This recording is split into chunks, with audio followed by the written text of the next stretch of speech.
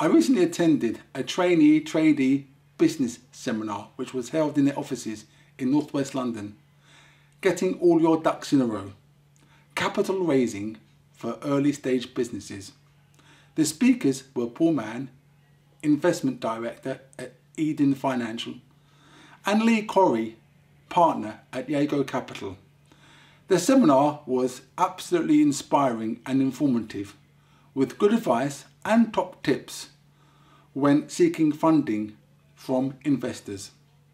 With more business seminars being planned, please visit Trainee Tradies website.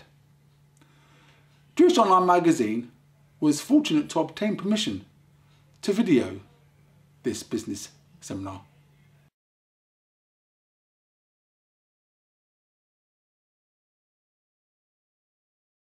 Fortunate today to have two formidable London businessmen, Paul Mann, Investment Director at Eden Financial, and Lee Corey, Partner at Jago Capital, who will tell us how we can raise money to get our startups on the road. Over to Paul and Lee. Thank you, Shaga. We're under particular pressure this morning, not least because the founder of Train Trade, Mark Morris, is here. In terms of who we are, I have been, despite my unbelievably youthful and frankly Clooney-esque looks, I have... Exactly. I've been in gainful employment for about 20 years, started out as a lawyer, then spent most of my time helping the civilised and the not so civilised world as an investment banker in Credit Suisse for 12 years, conjuring up derivatives that have been incredibly useful and frankly almost brought the world to its knees somewhere around 2007, and we're still probably suffering from a lot of the work that I did. You should always consider yourself a lucky person. I actually I veered away from investment banking thinking I'd done enough damage there and went into wealth management in 2008. I started at UBS on the 1st of September 2008. 15 days later, Lehman blew up. So I always like to publicly apologise for that. You know, we all make our mistakes. But essentially I've had my time, bit of a lawyer, I was in banking. Eden Financial is a boutique firm. Essentially my clients are all entrepreneurs. And I look after a certain part of their wealth in a certain way. But over the last 20 years, I've been at different parts of the cycle in terms of experiencing all the way from as nascent as an idea can get before it comes to business through to, frankly, listing, pre-IPO and IPO. That's pretty much Lee. Anything to say about yourself, sir, before we crack on? So my name is Lee Corey. I'm a partner of Jago Capital. Jago is a FSA corporate finance house. We provide corporate advisory services. Majority of cases people come to me because they're looking for funding, and we work across a mixed sector. We're not sector specialists. Our strength is understanding what our investors are looking for and meeting those expectations. Like Paul, I started off my career as a lawyer. Went into corporate finance in 2000. And I can honestly tell you in that time I've seen the good, the bad and the ugly in terms of investor presentations. So hopefully today we're going to give you some good advice, some top tips as to what not to do and what to do when seeking funding from investors. Lovely. Shall we? Let's go for it. You're going to be the bounce man. Fantastic. Okay, so what we want to do over the next 30-35 minutes, and subject to how much you interrupt and correct, we can obviously extend that, is go through essentially 4 bits. Now, the focus is probably going to be on raising capital. However, a lot of this good stuff that hopefully we're going to try and convey is very relevant to, frankly, most types of product sales and marketing wherever you are on the cycle. It's lots of good practical stuff, which hopefully you're going to say, this is very obvious, but take it from us and we'll hopefully give you a few case studies. In our experience, the obvious has very, very often been exactly where otherwise great business ideas have frankly got nowhere. Okay, so let's all focus very much on the obvious. Loads of the greats have come up with different mnemonics for what is incredibly simple that you always need to remember when you're looking at trying to raise capital at whichever part of the cycle you're in. Okay, well, so... Did you get a copy of the slides afterwards? 100%. 100%. 4 bits, okay? Are you ready Essentially, Lee is going to have a look with you at what you need to go through when you're really drilling down into, is my business investable? Okay, you might think you've got this cracking idea, all you need is X amount of money, or an amazing product, you need this, you need a partner, but there's a lot of work you need to do before you actually go to thinking about raising capital, because there's something that's unbelievably important that both of us have seen many, many different times, and that is the initial money that you seek to raise, if your business is going to be successful, will be the most expensive money you ever take in your life. Okay? That first bit of however much it is, equity or something that's like equity, if you do the job that you know you can do together with your partners, 1, 2, 3, 4, 5 years, you're going to think, boy, those guys got very lucky. And again, loads of examples. Second bit is assuming you've got your idea fully baked and ready to go. What do you need to go through? What is all the prep work that you need to do to get yourself up to the plate, to the starting point that you can pitch to bring investors on board? Third bit is going to be pitching, okay? My own view and my experience is that absolutely everyone, and I mean everyone, okay, is entirely capable of pitching a proposition. Everyone has got great presentation skills.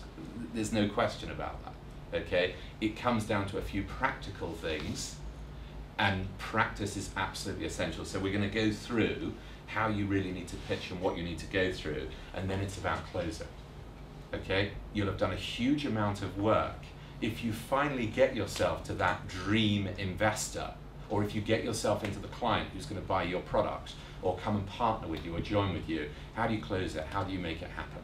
Okay, the countless number of times where I've been on this sort of capital, either the gatekeeper, which I was at Credit Suisse for all hedge fund and private equity investments, or when I've been looking to invest myself, and I've been waiting and willing these great people in front of me to say to me right at the end, all right, okay, what's next? Where's the follow-up? So we're going to keep it very practical. Lee? Okay, so the first question you've got to ask yourself when you're looking for funding and looking to answer the question of whether you're ready is, do you have a business that's investable? Now, we're not talking about here about getting the seal of approval from your mum and dad or getting a tenner from your grandma. We're asking the question here, can you attract investment from a third party? This is someone that you've not met before. Is your business investable? Is it a concept? Is it a lifestyle business? Or is it one that an investor can make money from by some kind of future exit? And what we're going to do today is to run through some of the things that you should be doing to be taken seriously by an investor. So why do investors invest? The number one reason that people invest is that they back individuals, they back management teams. What they're looking for is enthusiasm, track record, experience, and general likability. Can they get along with you? Do they want to do business with you? I think the number one thing that investors will look for is confidence that you as a management team can execute on your business plan. They'll also look at the perceived rewards. What's their return on their investment likely to be? And is the market big enough for you to grow a truly big business, for them to make money? As a rule of thumb, I'd say that most VCs are looking to make 10 times their investment. So is the market large enough? And finally, what's your exit strategy? That's when the investor's going to make his money. You need to articulate how you are going to exit. Is it going to be a trade sale? Is it going to be a refinancing? Or an IPO, which in this market is unlikely. I know, Paul, you want to talk about Facebook? And you know, this is, frankly, for most of us, that's probably a stretch in terms of an aspirational capital proposition. It was a little bit on the big side. But the point was there, you know, forget the actual listing. What really has been the secret sauce about Facebook?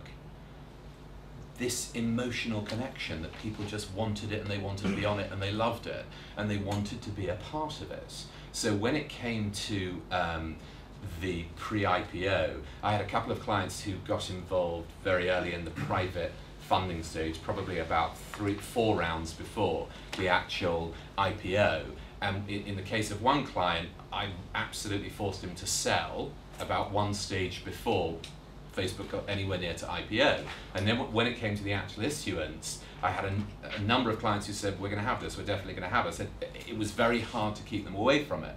If we put to one side the dynamic of the actual listing, which was, you know, it will be an MBA case study, it was disaster, complete disaster for a number of awful reasons. What the magic in Facebook is that iconic thing, you wanted to have it, much like the concept of Apple.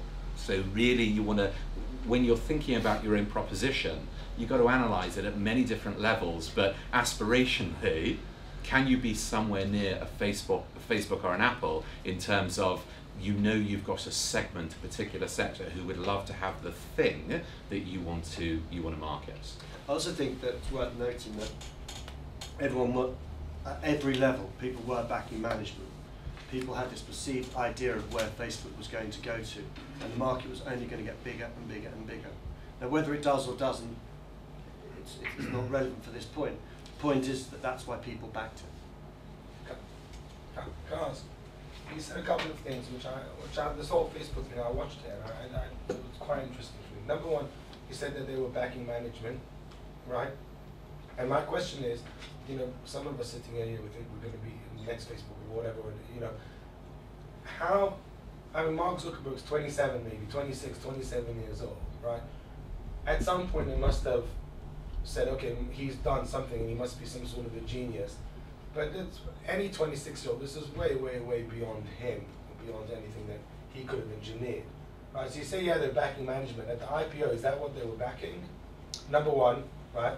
Number two, the only thing that you stop short slightly of is that as soon as, you know, however many couple of weeks after the IPO, right, it lost 50% of its value.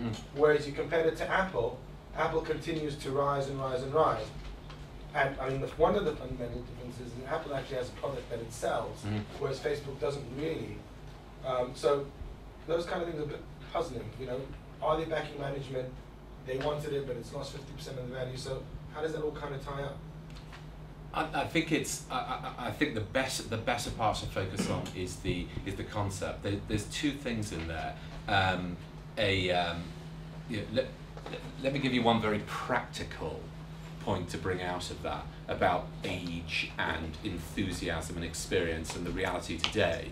A mate of mine made Aliyah a year ago, and he's on the board. He's on the board of Yelp. And the difference, if you look at the context that we're dealing with, if we bring things down to a very practical reality, post Northern Rock, July 2007, okay, we are, whether you want to call it a 7-year cycle or however you want to analyze the current economic conditions that we're living in, we're certainly 5.5 years into an extremely challenging economic cycle. What's the practical effect of that? My mate, age 47, can go to Israel without a job, okay, and he knows that he can go and see all sorts of different individuals who will be interested in his skill set. He can go and push and market himself. Why? Because look at the metrics of the economy from a growth perspective. It is a growing, positive economy that hasn't had the same experience as we've got in UK PLC. For you guys, it's that much more difficult. If you look at Mr. Zuckerberg, he was in that wave. He got that timing, the whole Silicon Valley thing, which is synonymous with youth, and it's completely out there. It's an outlier. You know, Facebook we had to mention, but more from the idea of if you can engage, if you can really target your product to a particular segment, it's stuff that people want. I remember exactly to the day, a quick practical question, how many years have we had the iPad? When did it come out? How long ago? Yeah, you're good. Okay, 4, 5. Most people say 4, 5. It's only 2 years. And the reason why I was adding, we managed to add Apple to pretty much all of our portfolios when it was about $330.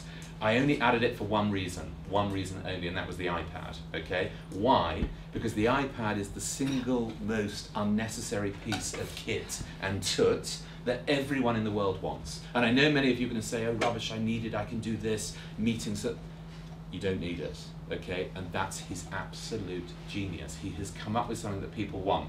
Who cares that there are 500 million people okay, on Facebook. Okay, it's not for us now, but will he make money? Who knows? It's academic. No one needs to worry about him and his management team.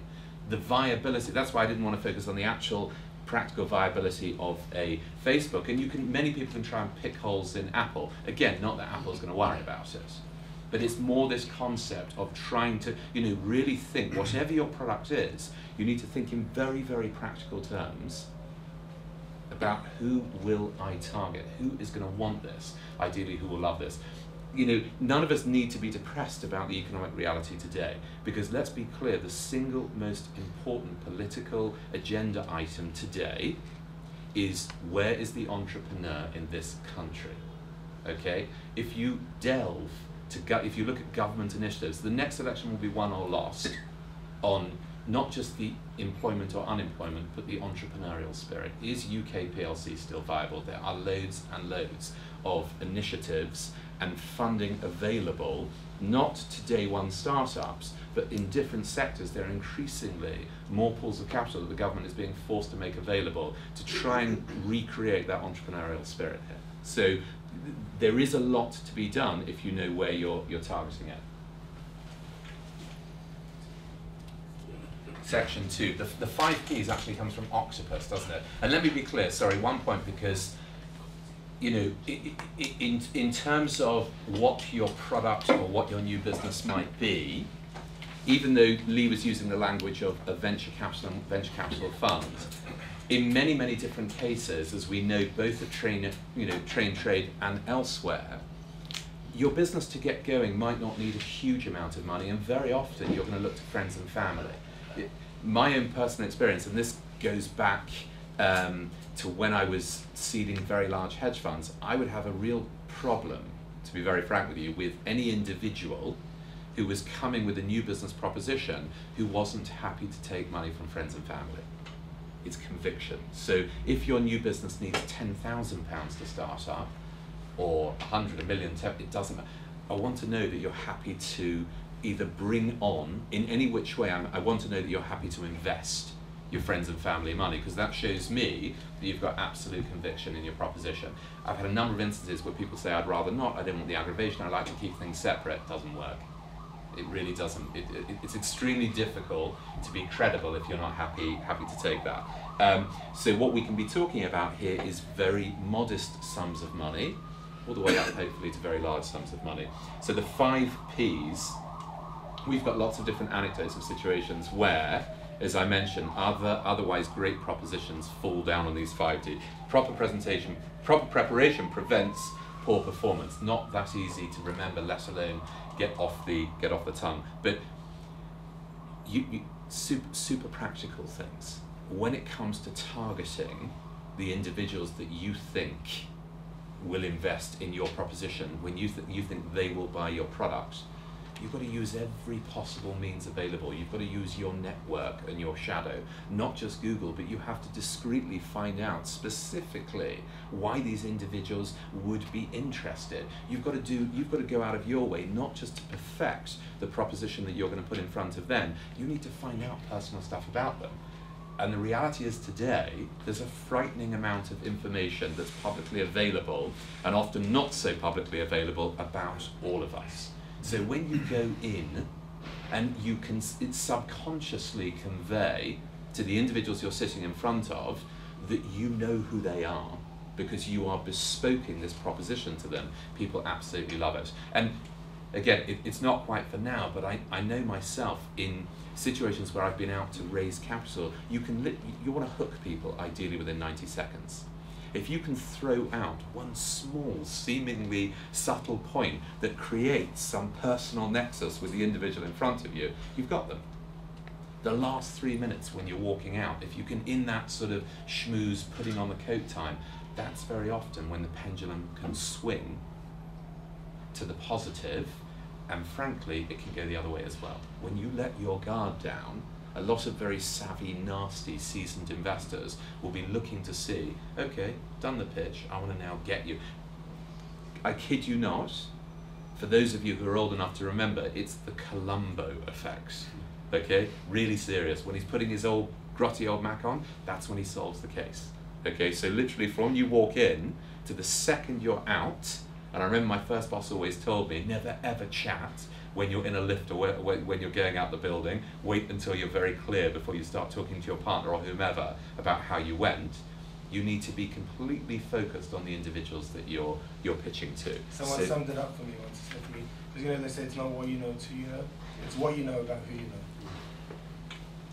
Assuming that we're talking about a situation where you've got a viable business that needs to be papered and needs structure around it, okay?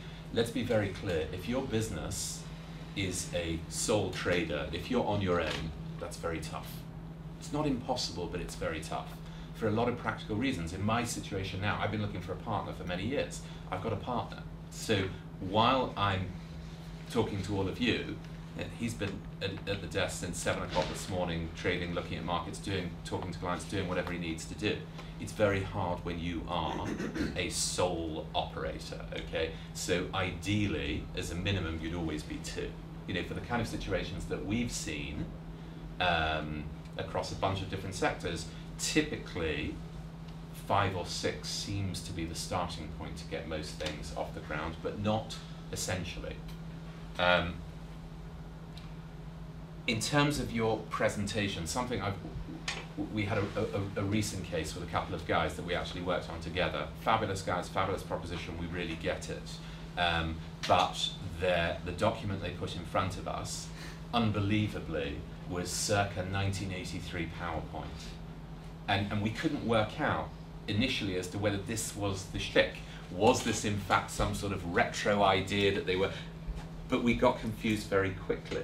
The physical, yeah, I'm sorry to say it, I'm very biased about train trade, but if you have a look at all of the, whatever you take in front of you, the marketing collateral, the brand, unfortunately today, it conveys a very, very strong message. And again, that initial impression, if someone immediately picks up an investment presentation and it is this kind of style, which as Shraga will tell you afterwards, it isn't hugely expensive, that makes an incredibly strong impression. You absolutely have to get your basic metrics that support your proposition correct, okay? Errors in a presentation are a disaster. And I'm sorry to say this, the starting point very often for most people who are either gatekeepers like me for their clients or who are actually looking to commit their own capital is, all right, I'm interested in the proposition, but I want to try and trip this person up. So in your slides, in your pack, in your business plan, every single there's absolutely no excuse for a single mistake.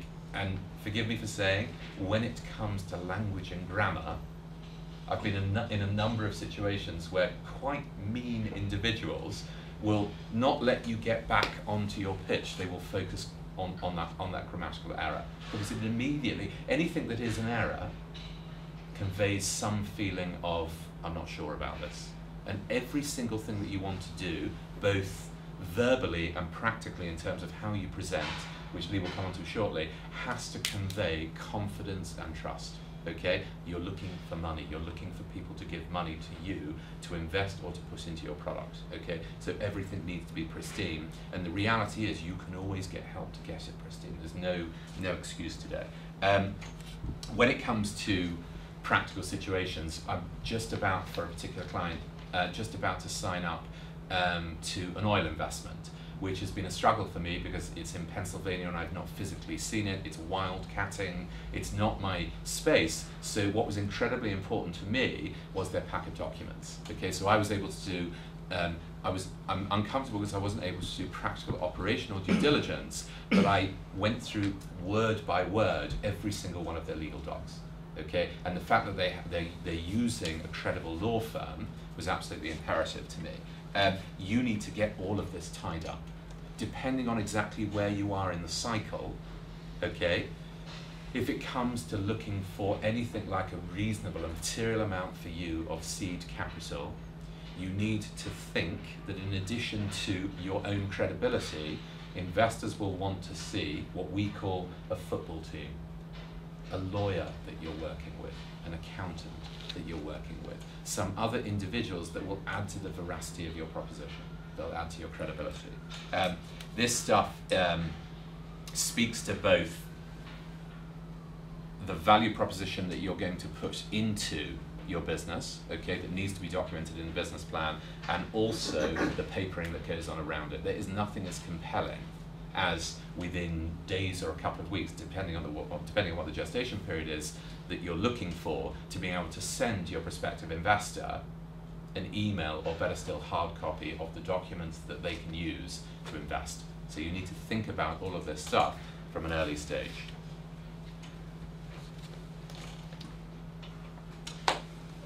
Okay, so let's assume that we've got our marketing and presentational materials prepared.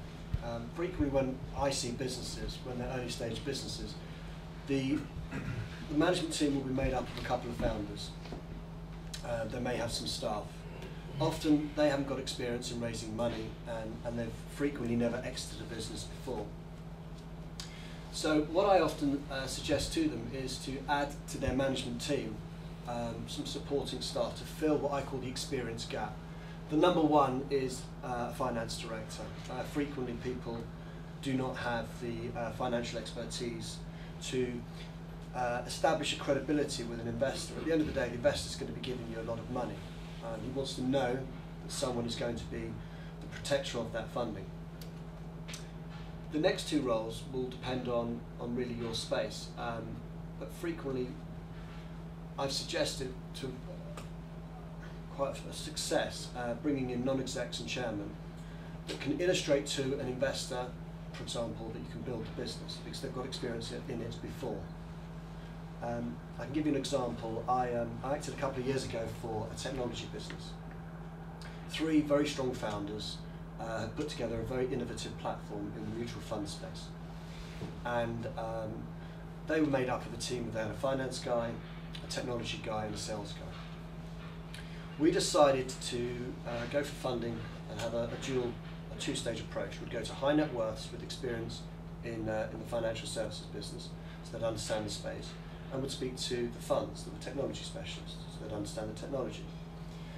We went to three specific funds, all loved the opportunity, they liked the team, but they all raised the same concern: can these guys implement the systems, especially within the large financial institutions, and can they build this to be a larger business? Now, of the pool of high net worths that we were speaking to, one of which had been a CTO at some of the major financial institutions that you all know about, he loved the proposition. He committed himself quite quickly to fund, but also that he would become a director of the business. So when we went to our next round of funding, the next round of meetings for the funding, all of a sudden the funders could see that we'd bridged that gap, we'd answered that question, and probably within a month we had 3 offers on the table for funding. I mean, it's not always as impactful as that, but it can make a huge difference. The other guys you're going to have to get on board, as Paul has said, are lawyers, accountants, and potentially a corporate finance advisor.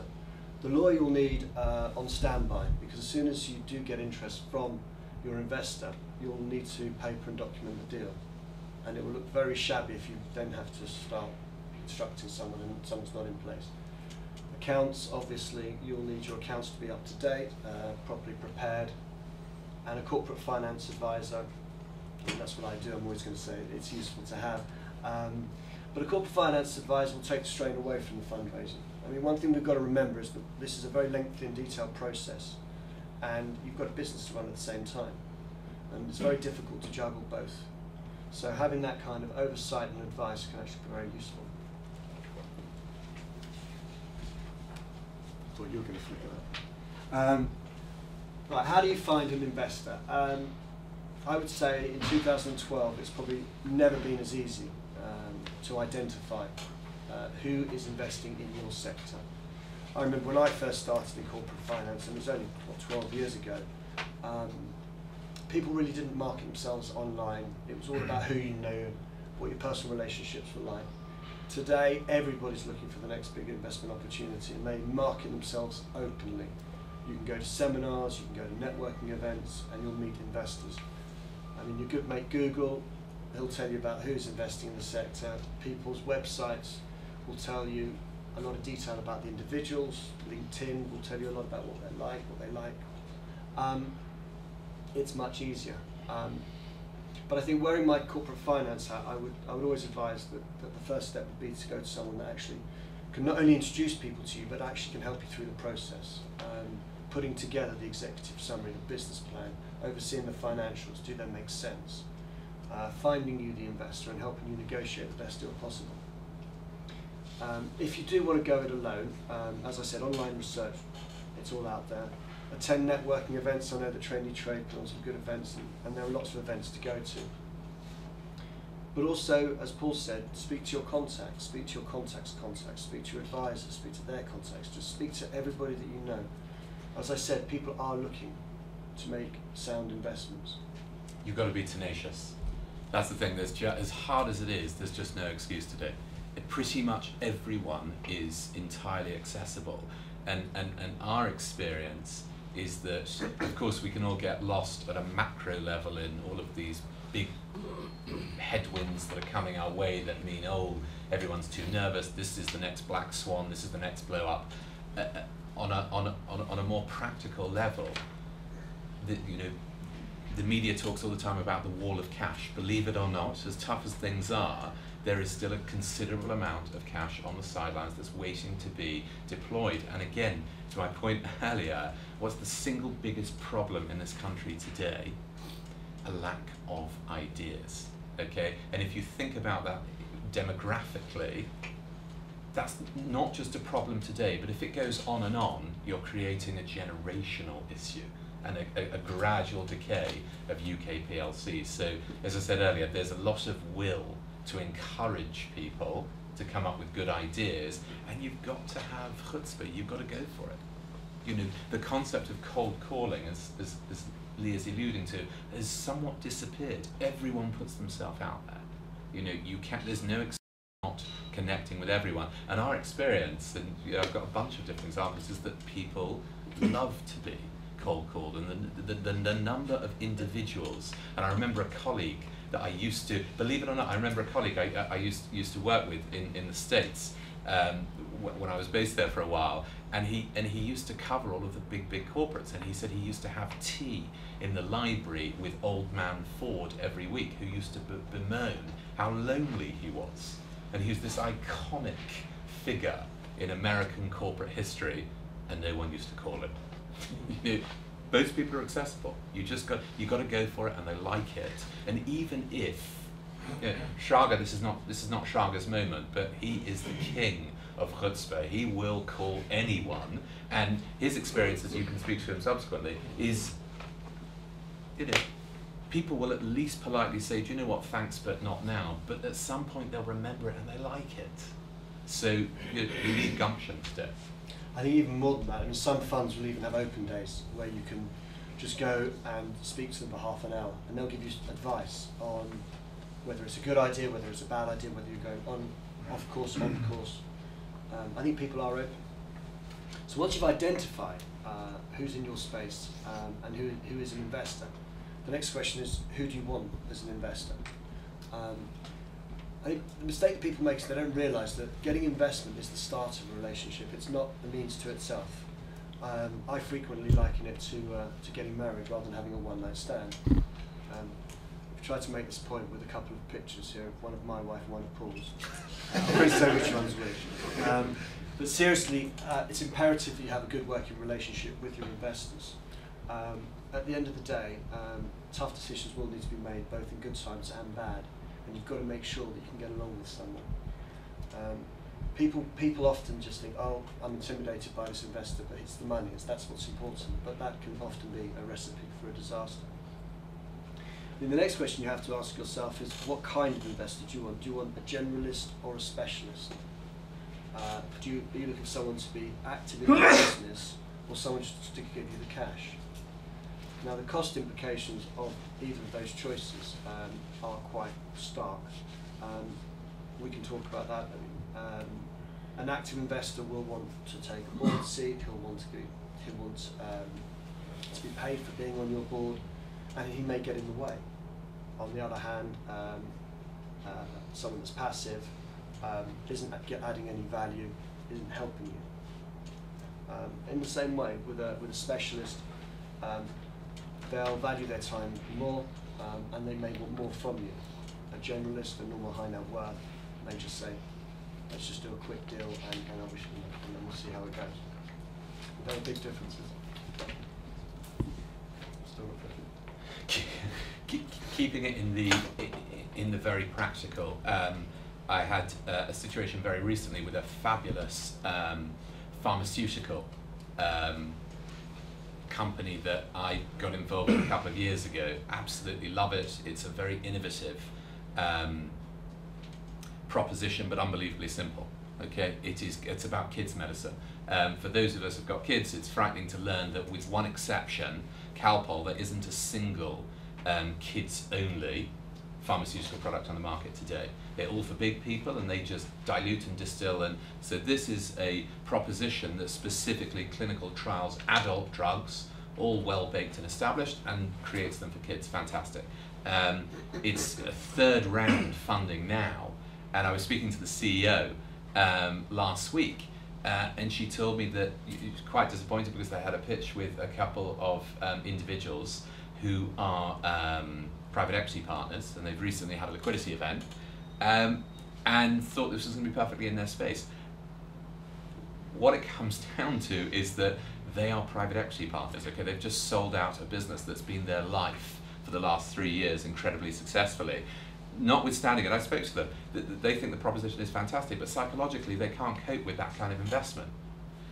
They've got the money, they like the business, but to just hand over the money and do nothing, I kid you not, and forgive me because it sounds a very trite statement to make, they have a situation now, they're in their early 50s and they each have a huge pool of capital, and their question is genuinely, what are we going to do with our lives? So to put some money into something that just requires their money and their expertise, they can't cope with it.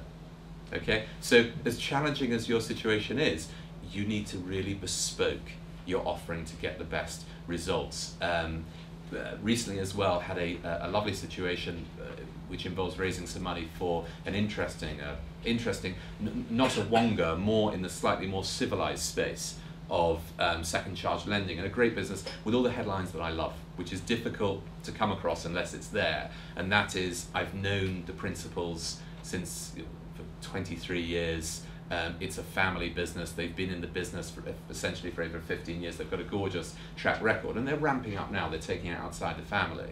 The couple of individuals they targeted are UK residents. Turns out that they both have South African passports. So we were able to come with a proposition that would be HMRC approved for offshore investing, that gives them an increase, a likely increase of a 20% year-on-year return. Fabulous. That's the kind of homework you need to do, and that was something that we were able to go into the room and propose to them, because we'd just done a little bit of homework.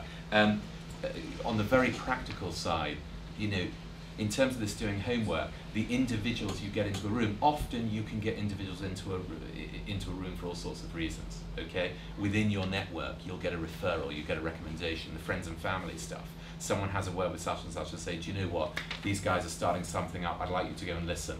That's good. But if the individuals get into the room and then they figure out within 3-4 minutes that, do you know what on earth am I doing here?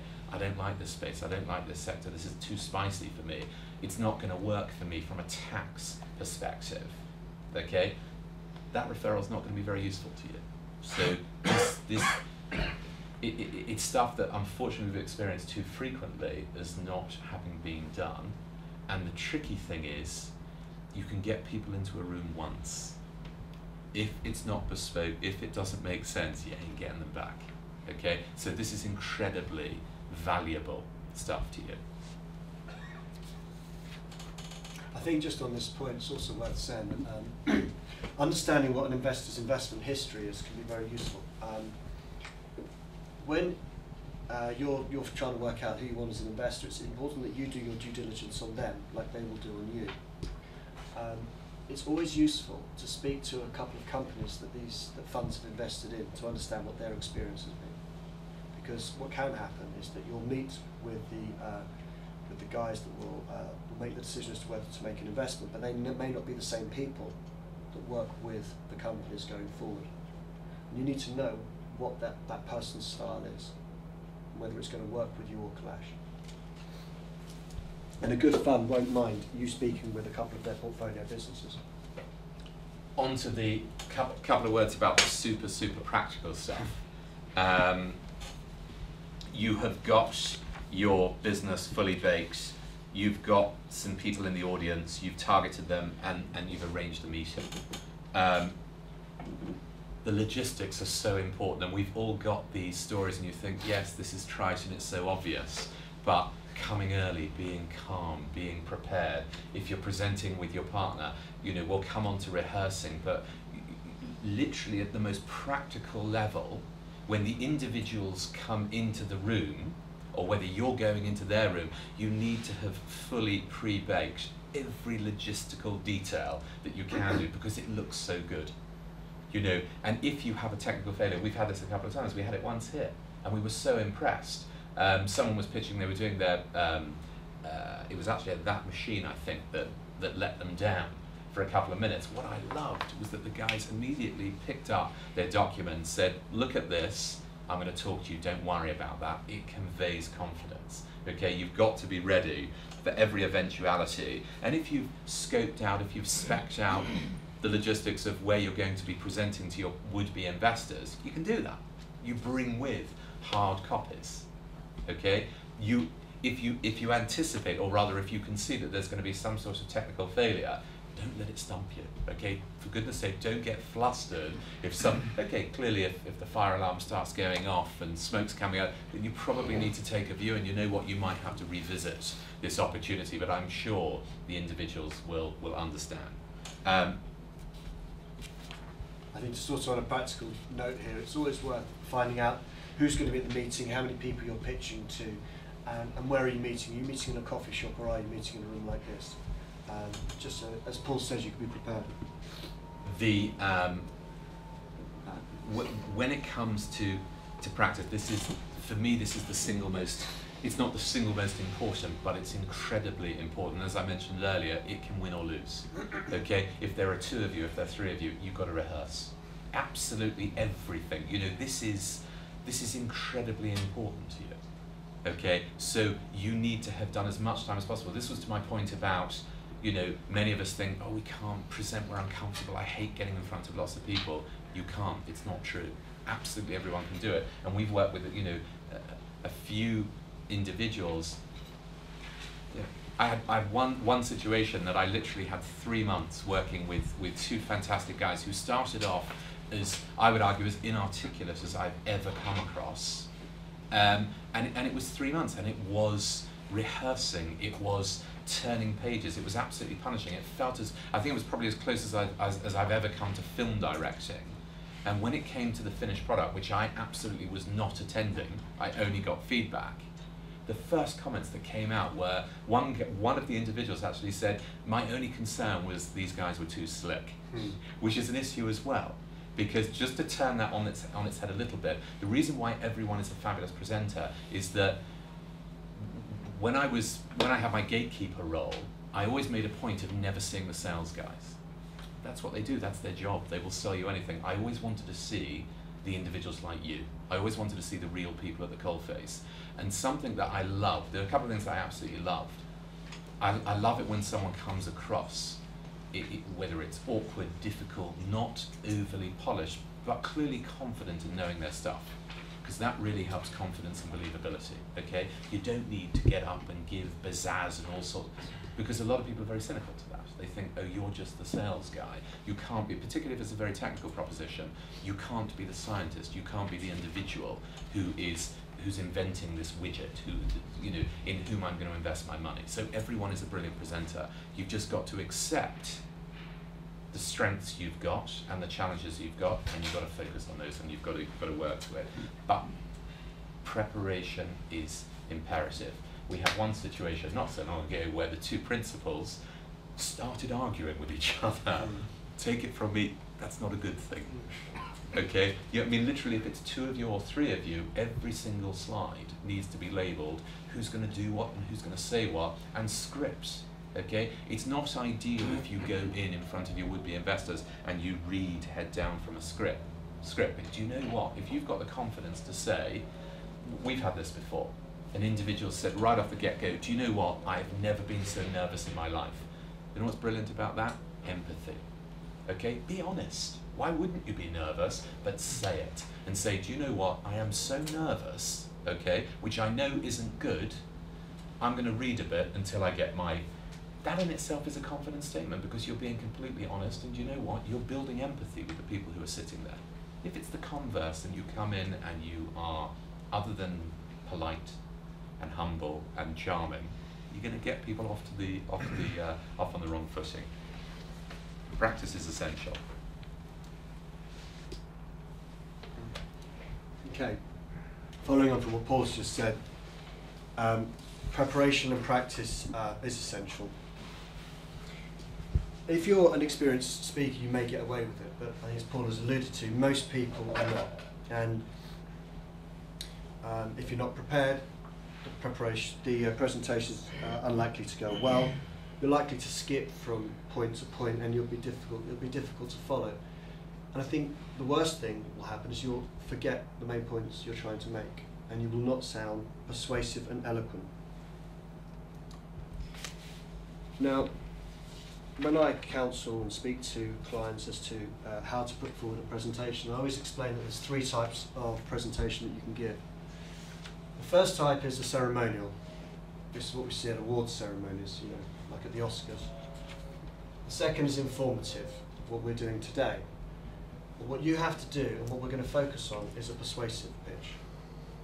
This is where you're selling something. So if you're looking for investment, you're selling the business. If you're looking for a job, you're selling yourself. So what's a persuasive presentation? It's one that has a logical outline, a clear message, and in the case of looking for funding, it identifies why an investor should invest. I know that sounds obvious, but when you put your pitch deck together, you have to look at every slide and think to yourself, why am I telling this person this? Am I explaining why the investor should invest in me? But the most important thing when you do a persuasive presentation is that it's not overly informative. This isn't an opportunity for someone just to throw everything they know about their subject onto some slides and hope that the person you're presenting to is going to work out why they should invest. You need to explain it throughout.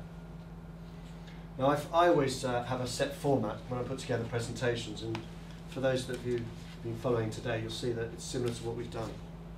You start off by introducing yourself, your company.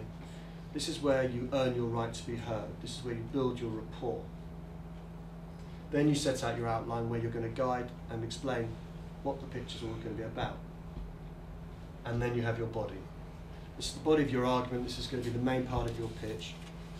I like to do it in 10 to 12 slides, a couple of minutes a slide. It will be set out in 4 sections. People like to remember things in groups of 4. And then you'll conclude. At the conclusion, you'll wrap up everything. And you'll leave the audience with the 3 or 4 points that you want them to remember. And that's important because that's what they will remember. And then you have the close. The close has got its own slide. This is probably the second biggest mistake people make when they present. They don't close. A close is a call for action. It's what you want to do to follow up. Don't be afraid to ask.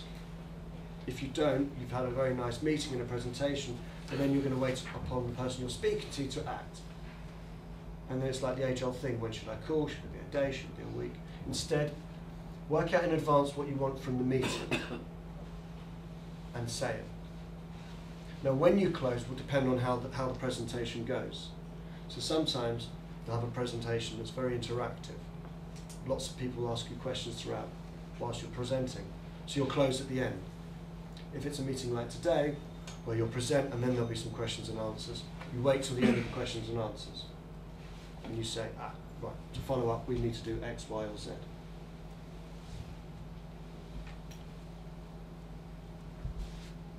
Timing.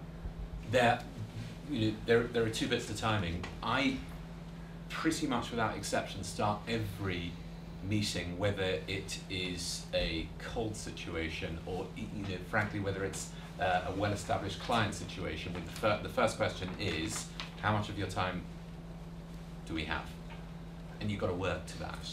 And you might have been told by a gatekeeper or by an individual, if this isn't a direct meeting that you've arranged yourself, that you've got an hour. You come in for whatever reason, in response to that question, the individual's going to tell you, you've got 20 minutes, okay? Unfortunately, you have to adjust to that. If you don't ask the question, and in fact you've got 20 minutes, but out of politeness, the individual will sit there, or the individuals for the full hour, I can guarantee you they're irritable within 5 minutes, and you've just got them onto the wrong footing. To me, it's a very important sign of respect that you ask how much time you've got, and then you absolutely stick to it rigidly. And this is one of our big things at Train Trade. We love, Messrs. Morris and Golgo run the lunch with military precision. We love to give back minutes. So if we tell people how long they'll be with us, and we thank them for it, but we like to finish early, because everyone appreciates that. And pretty much everyone that you come across is very busy, but you can always address that. And if you've got them for that captive time, and you don't quite use all of that time, again, psychologically, you're in a good place with it, okay? So you've got to be flexible, stick to your timing. With the best will in the world, how many of us have been in those situations? Think of any kind of event or engagement that you go to, and you were expecting to have been, I should have been free and clear of the building 5 minutes ago, and someone's just standing up to talk. It upsets most of us. We want to go. You've got to be very, very sensible to that kind of stuff. Timing is everything. And my advice to people that present on this subject is that we'll get an hour, but expect it only lasts half an hour. So you want your pitch to last around 25, 30 minutes. That way you're prepared in case you have to do it quickly, but it also gives you a lot more time at the end to answer the questions that they're going to ask of you. You're going to put your presentation together, and you're going to think in your mind, this is what my audience wants to listen and hear. But ultimately, a good meeting will be one where the person you're presenting to will ask specific questions that are on his mind. You want to give him enough time and respect to answer those questions.